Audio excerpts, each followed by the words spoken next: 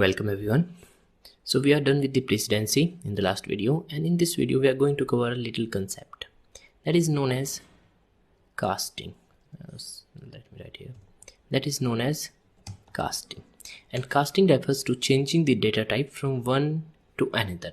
Like if I have, let me open this shell here, Python, x is equal to 2, and I need to convert this x into float, because here it is a int. Like if I print type of x, I will get int, and if I need to convert this one into float, I will just do float x, then I will get 2.0.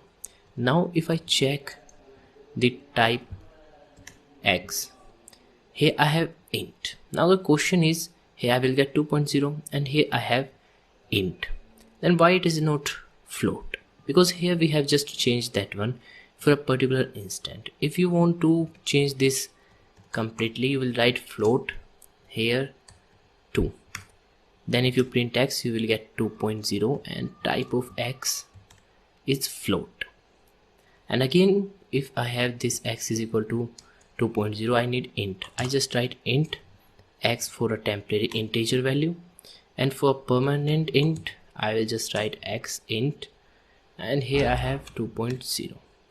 Then if I write x, I have 2, and the type of x is I have int.